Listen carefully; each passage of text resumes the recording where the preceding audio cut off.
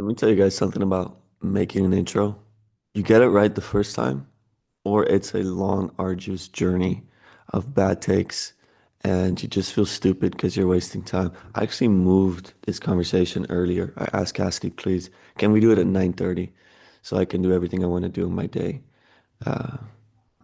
And now I'm just watching the introduction. So let's get into it. It's been a while here, guys. I do the followers of the way on this channel. It's a live stream format. It's a lot of fun, this series, but I'm also missing my old conversation. And this is one of those. I'm really happy to have one of these again. Hopefully another one the next week and in the next week. Meanwhile, we're finishing up the followers of the way, which has been an amazing journey. We have three more episodes to go at least. So that's coming up too, but we're working with kind of four schedules, so stay patient for that.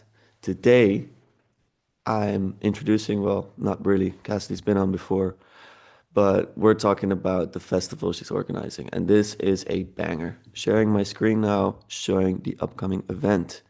This is London, UK. If you're listening, don't worry, I'll do my best to describe it. London, June 19th till June 21st. We've got a one-man metal band, atheist who loves religion. We've got Paul van der Klei, who is a Christian Reformed pastor, and so much more. We've got Nathan Jacob, artist and scholar. Joseph, he's got an amazing YouTube channel about philosophy. Elizabeth, one of the best podcasts out there, in my view, has an amazing John Vervaeke conversation as well that I think you guys should check out. Bethel McGrew, I'm less familiar with, but I think she's an OG in the space. I've seen her on some of the US events, and she seems absolutely lovely. She writes on Substack. She's done writing on Peterson and C.S. Lewis. Glenn Scrivener serves in, he's an ordained minister, speaker, writer. Looks like a charismatic guy. Another different perspective. We've got Nemo the Mormon, which, yeah, that's, I don't think we've had someone of the Mormon faith in this little corner, at least not very vocally. So that's another perspective that I'm excited about. I'm gonna, well, Cassidy told me that she's also working on potentially more names, but this is already a lineup where I'm like, okay, let's do it. This is exciting. I'm gonna show you the ticket prices. So clicking on buy now, we've got speaker dinner add-on. We've got early bird deal, full festival pass, early bird deal 2. Just a Saturday closing event. So there's a lot of options. Sunday afternoon event, Sunday closing event. Okay, believe it or not, my laptop died doing that. And so I just wanted to finish by saying Cassidy puts in a lot of work, and I really want this event to go through for her, but also for you guys. I think it's such a unique opportunity to get out there, make this embodied, meet some of the beautiful people that talk about meaning, that talk about religion, that dare to have difficult conversations, and then engage in them yourself. It'll be more than worth it, I'm sure. June 19th till June 21st. Check it out and please enjoy.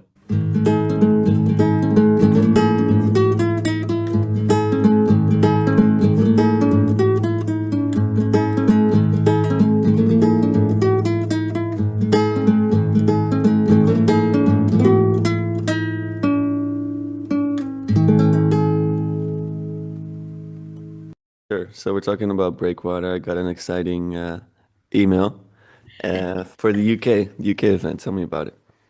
Yeah, so I've talked about Breakwater in your channel before, but for those of you who have no idea who I am, which is highly likely, I am an event organizer and I work in the estuary space. And basically, estuary is this sort of movement where people are trying to have productive conversations across different ideological lines, whether it's religious, political, cultural, whatever. We just want to find ways to have conversations where we can honestly put on the table what we believe and deal with those tensions. And so the last 5 years, we've been putting on events throughout Europe to try to help in-person estuary groups grow and have these opportunities to do this in person in these very concentrated ways. And so this year we have the Breakwater Festival in London, which is a 3-day event where we bring speakers from all walks of life to come and have conversations together.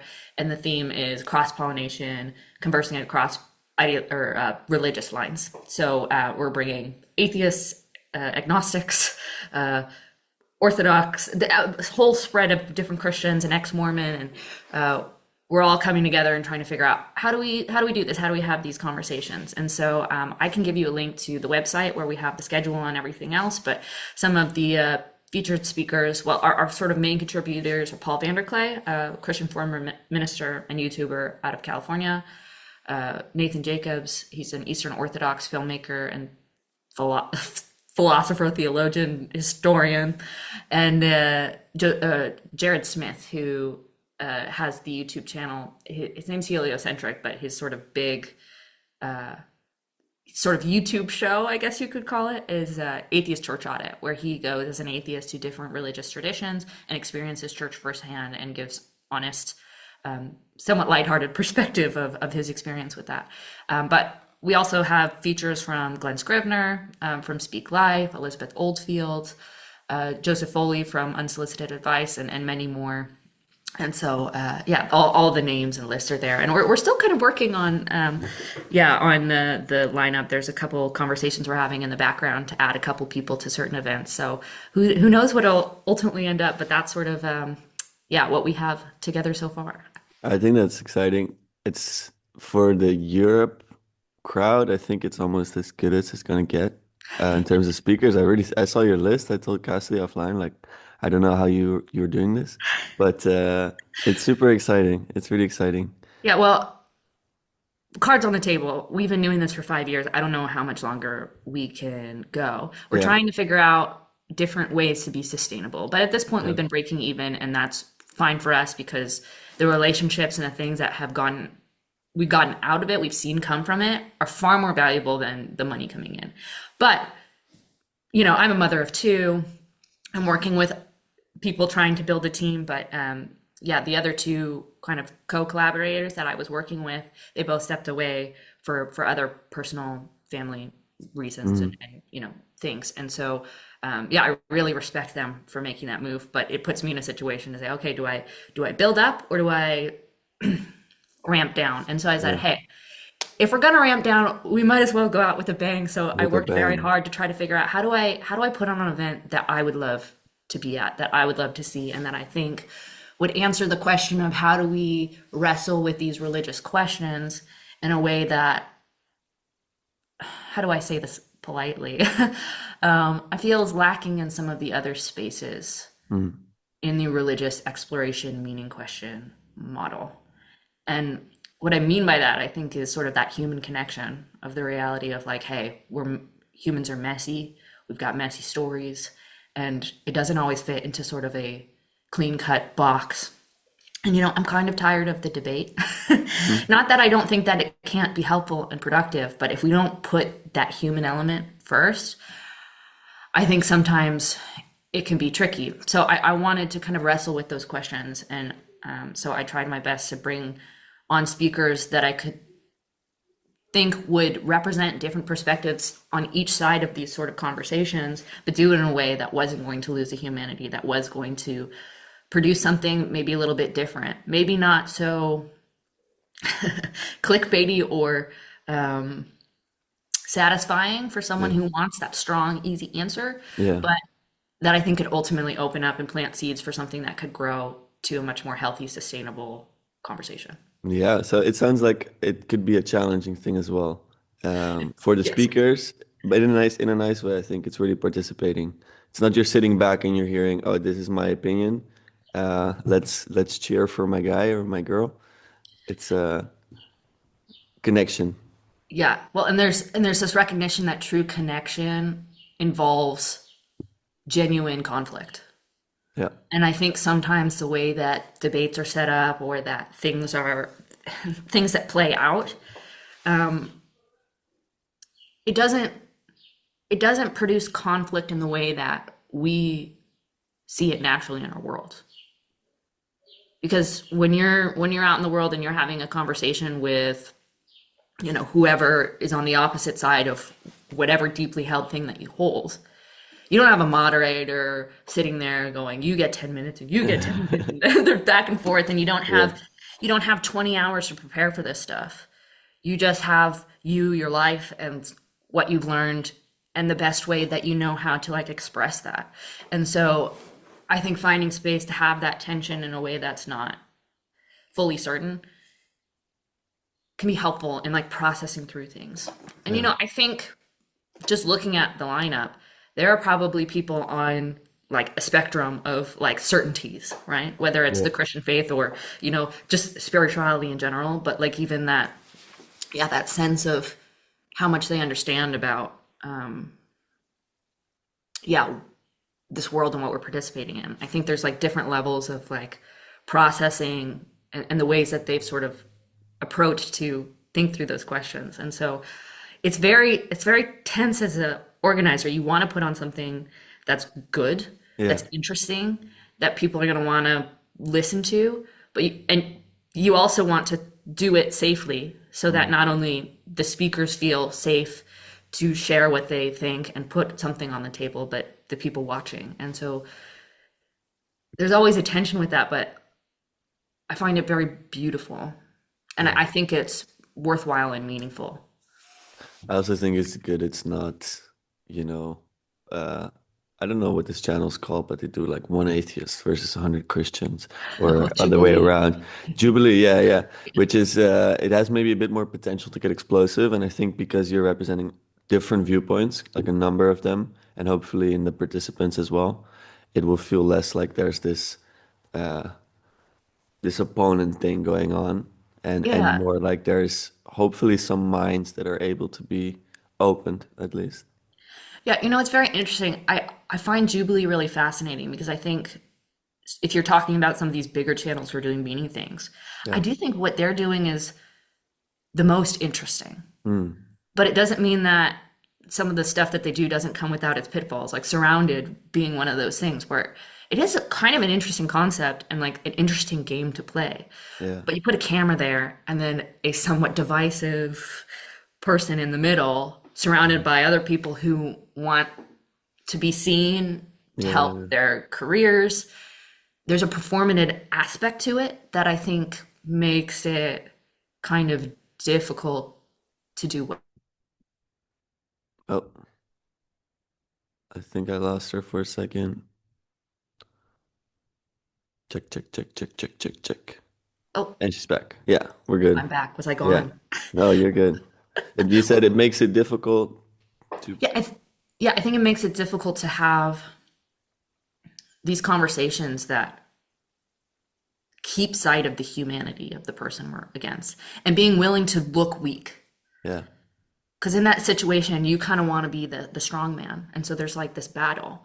And there's not, like for me, I'm not like wholesale against debate or these kind of practices that help us sharpen how we have arguments and things, and if everybody's, you know, willing to play by the rules of the game, like that's fine. But for me, I really am more interested in not just the ideas, but the long-term connection and community participation within those and figuring out how do we understand how Yeah. these ideas are shaping how we live, how it's changing our communities, how it's making us more true, good, and beautiful. Yeah. And I think that it can sometimes um, not be the strongest way to get there, but it does have its benefits. Yeah, it's very interesting. It kind of depends on who's in the seat. There's this one surrounded with who's that guy, the doctor. I'm not sure. There's Is this it Dr. Mike? Dr. Mike. I Yeah. thought that surrounded was far more productive than most. Ah, I should watch that then. And So I it's Dr. think Mike versus what do you know? anti-vaxxers, I think, was Ah, one, okay. and then I think there was one about RFK. Ah, yeah. But I enjoyed that one more than most, and I do think it had something to do with the spirit in which Dr. Mike was Yeah. bringing into the conversation. Yeah. So yeah, it's very interesting. I don't know what your thoughts are about those. Well, I like you, I thought it was one of the most interesting formats for sure. But I think by design it comes with just the potential of bad things coming out of people. I remember I watched the Jordan one out of interest, of course, and that was a bit sad. I think mostly That to one see him was so sad. angry. That was Just that was feel sad. bad for him. I actually liked some of his opponents. I remember I think there was one of those guys who popped out who ended up being interviewed by some of our friends. I'm not sure. Yeah. Um, That was nice to see. But for me, it kind of confirmed that I'm worried about Jordan in many ways, and I think he feels like cornered a bit. He felt especially cornered there. I think he feels cornered in his life. I think his life is a Christian, or I don't know, was he labeled a Christian in that? Anyway, his Well, life is Jordan that's the Peterson versus 100 atheists. that That's was how the he does this. controversy, right? Because Yeah, when it first came out, it was Christian versus atheists. yeah, And then it changed to Peterson versus an atheist, and there's yeah, like, what are you hiding? And again, yeah. Did I think you? there was, Yeah, go ahead. I think there was some miscommunication in the production of that Yeah. created some tension. But yeah, that was a whole thing. But yeah, I agree with you. I was really disheartened by that whole conversation. I was interested in recently, Jonathan Peugeot, who's a friend of Jordan's, released this video saying that he thinks that Jordan's situation health-wise has to do with basically him, if I'm phrasing it correctly, not submitting to God. Or the image he sketched was God has Jordan against the wall, and though some of these things are explicable through a psychological or a physical lens, there's something spiritual going on. He thinks it's like a and I don't know. What do you think of that analysis? Well, in Orthodoxy, we definitely believe that the spiritual and the physical are inextricably tied, right? Like you can't really pull them apart. The why about that, that's far above my pay grade. Yeah, yeah, But yeah, I don't know. I look at my own life and I think the suffering that I've experienced in various ways has always been in some ways for my salvation, yeah, particularly when I'm looking at it rightly. And there's plenty of it that I'm looking at wrongly.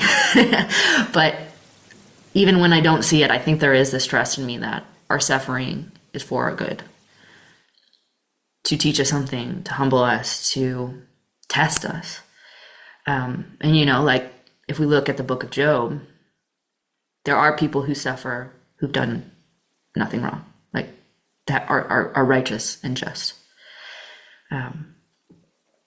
But yeah, I think rightly oriented to suffering, it can bring the most joy and the most meaning that you've ever had. yeah, But it's quite the pain going through it. yeah. I agree. I like the framing of suffering is inevitable, so you can either choose your suffering or suffering will happen to you. And I think that if you choose it, you can choose your own yoke that you're gonna basically carry. Um, that ends up being much more meaningful, I think, than when it just happens to you. Well, I was thinking about this recently, in the sense of like when everything's going our way, almost everybody's a like chipper, happy person, or Yeah, or they have. It's far easier to do that. Virtue is revealed through the suffering. yeah, The kind of not just to others, but like yourself. Like the realities of the places where I lack are revealed to me when I'm in pain. mm, And it becomes sort of this indicator of like, okay, how do I participate with the divine to heal this?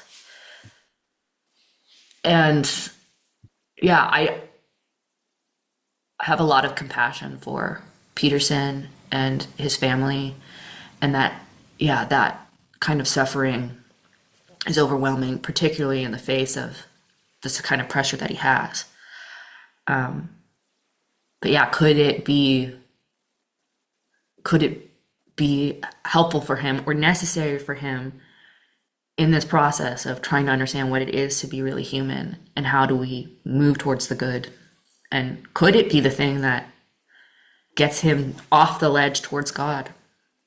Only God knows, but yeah, yeah. Okay, let's go back a bit into the breakwater. One dimension that I really like, the reason that I do this podcast for many reasons is the people side. And I've interviewed of your list Paul and Elizabeth, and that was also largely because I'm trying to understand the person. Let's see if my internet connection is still there. I Because hear I, you, but you're frozen. oh no, you're good. Okay. Yeah. Okay, you hear me. That's good. Yeah. I think that in the recording it should be fine. And so I think hopefully the event will also be a bit getting to know seeing the personal. I mean, you're seeing the personal through the connection. But my question then is, are you incorporating estuary as well into yeah. Yeah. And how do you envision that thus far? Yeah. So with the Breakwater events, we've always tried to make the community participation first and foremost. So we bring speakers that we think people are going to be interested in because that has a way of gathering people in a way that just having an estuary meeting might not. But we always want to put community first and try to make sure that there is space for those things. And as we've kind of grown, we've taken on different events where we started with just a sort of 3-day festival, but in the last couple of years we've done these sort of smaller exchanges, and we've done one with your estuary actually, where we bring people together to do estuary for a day in their own language, and for the community, and we usually bring a speaker or something there as well to kind of give it something different, but it really is for the community and the community growth.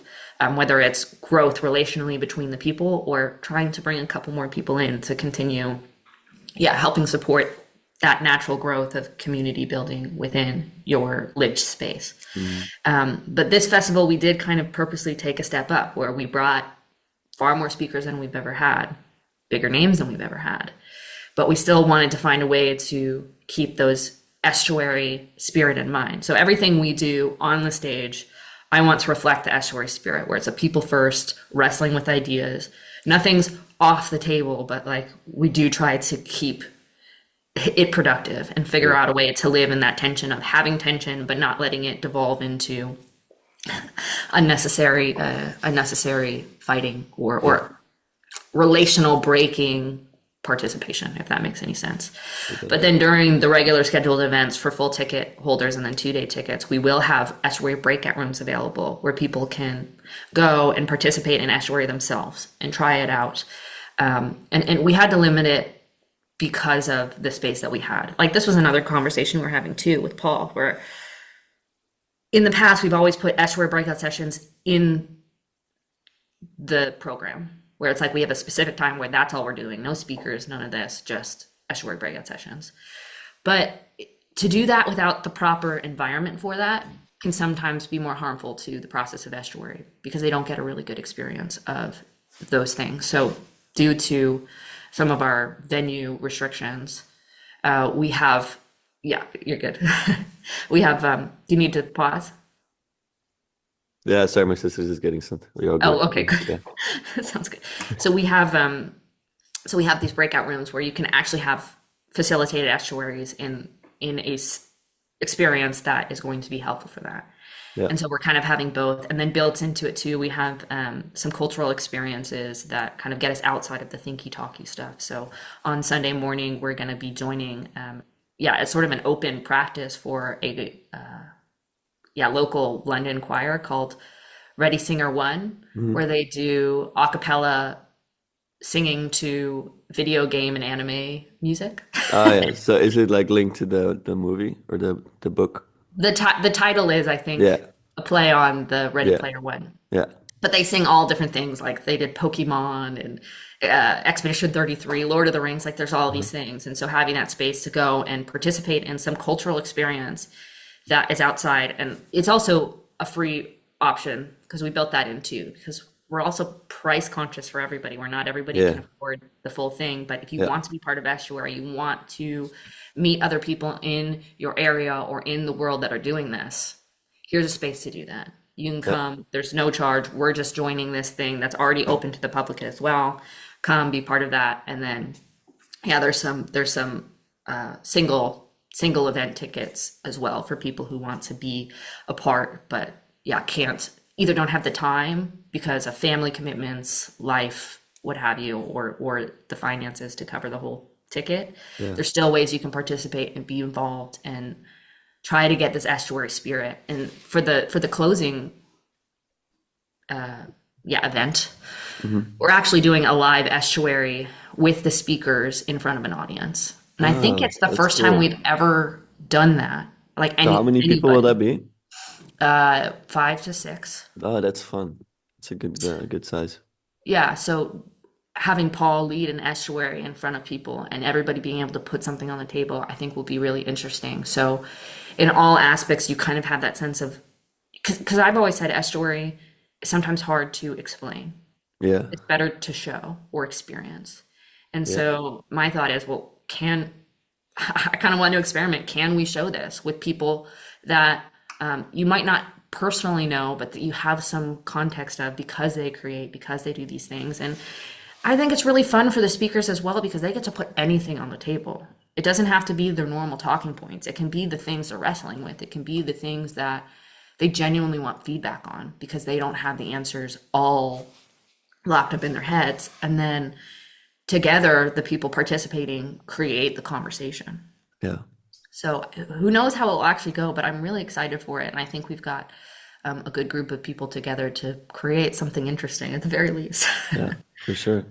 I must say, through doing estuary over, I don't know, a couple of years, but I mean, properly now, it's been a good year. Uh, I've come to appreciate it more. I think before, I always thought maybe it's something of a stepping stone, like if you're hesitant about engaging in faith conversations or having serious conversations in your life, then it can be helpful to kind of practice, let's say. Mm, But I mean, in my work, I work with kids, I work with people. We're basically talking all day. That's a lot of meaningful conversations as well, and doing the podcast, and I don't know, just being in a marriage and having family. That happens a lot, but then I try to bring something unique that I find hard to pinpoint exactly. But I really recommend people to just try it and try it properly, which means for me to be vulnerable, to maybe bring something to the table that you're a little scared about bringing to the table. But yeah, if you feel like the space is safe for it, that you can, it is just tremendously helpful to have a group of people that, well, for me now, that know me as well to a degree. That's, I think, why the value has grown as well for me, because maybe they're better at thinking along to, yeah, to reflect on your thoughts, whether they're intellectual or personal or whatever they may be. It's just so much more helpful to think with other people than by yourself, because you just end up in these, at least I do, these feedback loops. Um, so that's a wonderful aspect of it. And then I think the local thing is amazing because yeah, you're building up something, somewhat of a unique relationship to a group of people that every time you see them, there is a quality of conversation that, for me, that's the reason I keep coming back, that you can't find elsewhere. And then right. these events, I think, are awesome, especially for people that have been lurking, because I noticed this in people where if this has all been digital and bubbling up for so long, it's just really good to kind of meet some of the people to break the asymmetry a bit. That for me is also a big part of the podcast at the start, where it was like, okay, I need to kind of see some faces Yeah. because otherwise it just becomes a bit yeah, a bit odd. Like there's Yeah. something missing, and then after that to be like, okay, what I see in those people that inspires me, I can bring to my local world and be that person. 100%. Yeah. Yeah. One of our speakers, one of our speakers, Bethel McGrew, Hmm.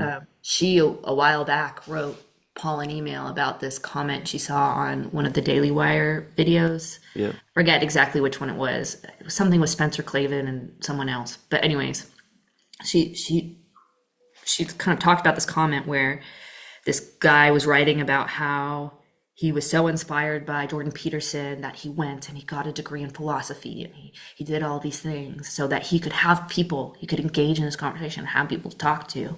And yet, after all of this journey of doing that, he still feels like the kid in the candy store with his nose pressed up against the window on the outside, not having anybody to talk to about these things.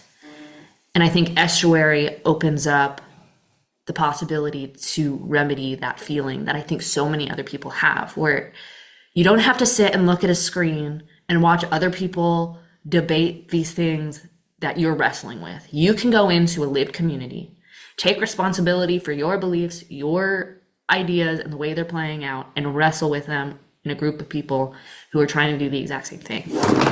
Now, the health of that conversation will really depend on the leadership and the spirit that you bring into.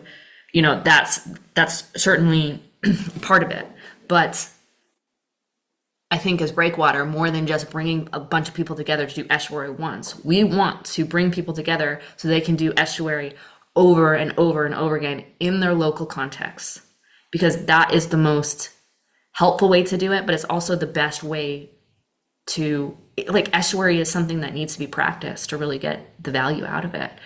And so we always have in our events some sort of space where we either have an estuary panel where estuary leaders can come and share their experience, or a space where people can ask questions about how to build estuaries, if they're building estuaries, how do they work through those issues. And I think in the background with Breakwater, something we are trying to develop is figuring out how do we create resources that get other people who are trying to do this thing together so we can help each other build sustainable communities. Because what we're doing is very difficult, to bring people of all different walks of life and their most sacred things together and continue to have some sort of unity.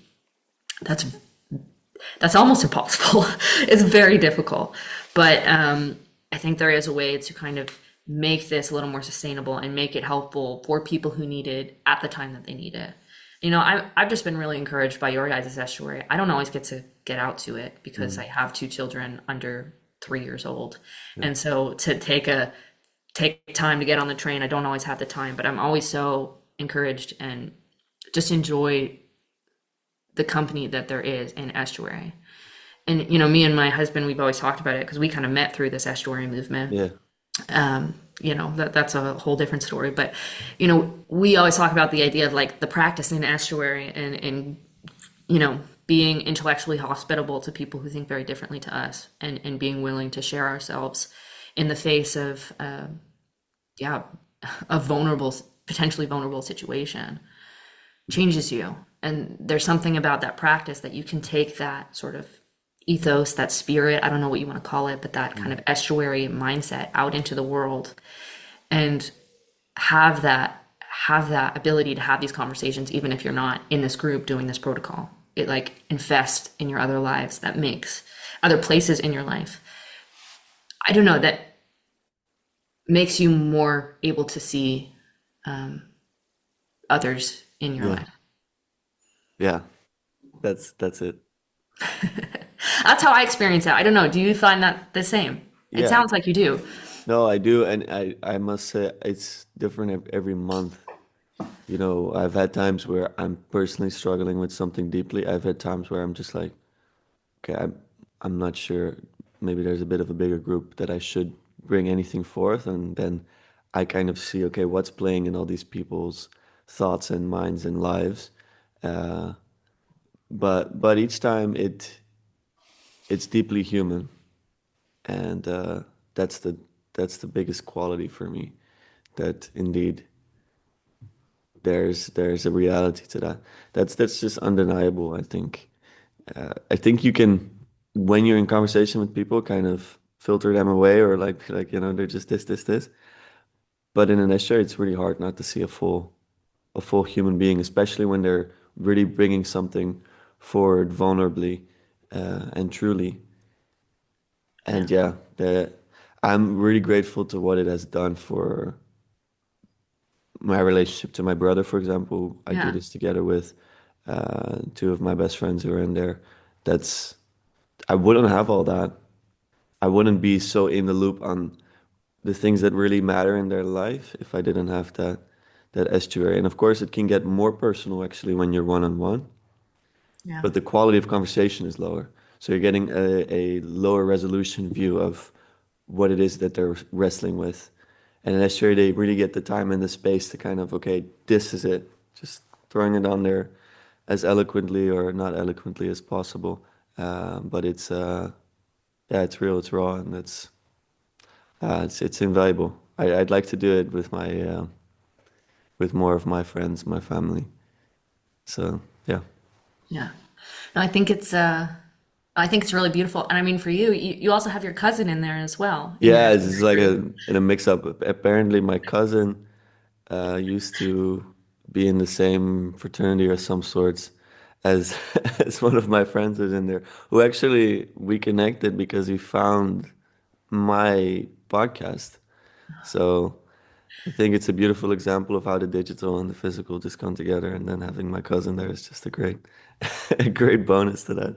Yeah, Yeah, it's just so interesting because there's something about like the deepening of relationships within the conversation, but then how it extends outside, yeah, right? Because yeah, I think that's what the value of the local is. It's not just having the conversation. Because if you just want the conversation, you can then after the conversation, you can go out and have a beer, or you yeah, can have a family potluck, yeah, or yeah, like we're having dinner on Thursday, right, yeah, with your wife and your brother and his hmm, wife, and these things um, can't manifest the same way if they're disembodied, if they're not grounded in the local. And those local or those little things that, aren't the meaning questions, quote unquote, right? Like the sharing a meal, the going on a hike, those things often reveal so much more about what's meaningful, the the the the value of the ideas that we hold sacred. They reveal so much more than yeah the seven talking points of yeah, whatever religion you're at, like yeah, the theology of the Trinity. I don't know, whatever your hobby horse is. yeah, And it's not to diminish those conversations. I think they're wildly important, but what's also wildly important is knowing how to yeah live life next to your neighbors. yeah, yeah. And I think, people listening, I think I heard conversations like this for years before I acted on it, and please just act on it because it's like it's never too early or too late to do that. It's just something that it's really good to have in your life, like a true local connection and um, going out there and actually becoming a real participant, not just online, but like it has to be embodied in some direction. Um, and then, it's okay if the digital then becomes a bit less, like it's okay. Like for me, the this little corner, all the stuff, it doesn't take much of my attention anymore, but I still really like playing in it. Hmm. But it shouldn't be your first priority, at least not for the long term, I think. Uh, I Yeah, mean, well, you literally found a husband through it, I so found a you're a great husband through it, example of so it. Um, yeah. yeah, go But ahead. yeah, like the way I kind of look at it is serious play, right? Yeah, Like you want it not to be a lifeline or a crutch. You want it to eventually develop into some sort of play that's done seriously, but that has a joy in it, that has a value in it, not because you don't have any other option. And I yeah, think it does require a lot of bravery to step out and say, "Hey, I'm going to put my real name and my real face yeah, behind my ideas, and I'm going to test them for myself, right? yeah, For my own edification, and then maybe it'll be edifying for others as well. But yeah, I do think for me, estuary, if it becomes too evangelical in a participant of trying to sell your idea to somebody else, yeah. you don't generally last very long in the estuary No, because it's just not the space for that. And God love you, if that's your horse. There's plenty of space for that, yeah, but there's not always this sort of space for that tension, yeah, and not in an ecumenical way of like kumbaya, we all get along. There's lots of conflict and fighting within these things, and there's strong disagreements. But I haven't found anything else that holds on to humanity as well as this does. And so I want to see it keep going. And yeah, we need help to do that. So if you want to come to the festival, June 19th to 21st, London, England, I'll give you the link below. We just love to see people there. And otherwise, if you want to know more about Breakwater, what we do next, what will happen, you can join our newsletter, but you can also join our Discord. I'll give you the link to that as well. Mm. For the next couple weeks, on Wednesday nights, I'm going to just be jumping in on the voice chat to talk to people who are going to come to the festival, who want to come to the festival, just to have conversations. So we'll have there. It's always good if you're coming to get some connections online before you go, because it kind of makes it easier than if you're going into a group of strangers. But if you join that, that's the best place to keep updated about what we're doing with events, meeting people who are going to the events, and then yeah, hopefully we want to try and expand that and make it more helpful for people who want to make estuary part of their local communities. Perfect. Okay. That's, I think, a perfect end to the conversation. I'll Okay. see you on Thursday. Yes. I'll I'm ask. looking forward to it. Yeah, me too. Can I bring anything? Oh, no. I mean, if you want to bring something, Yeah. bring it. But we got Okay. you covered. Okay. Good. Okay. Let's do that. I'll see you on Thursday. I'll quickly record an intro by myself with the Okay. website as well, and I'll put it at the start so it's all as clear as Okay, possible. perfect. I'll send that to you right now then. Yeah, perfect. Please do. Okay. Okay. Thank you, Thanks, Cassidy. Lucas. I really Thank you. appreciate it. And yeah, I'm looking forward to seeing you guys soon. Yes, you too. All right. Okay. Bye-bye. Bye See bye. you.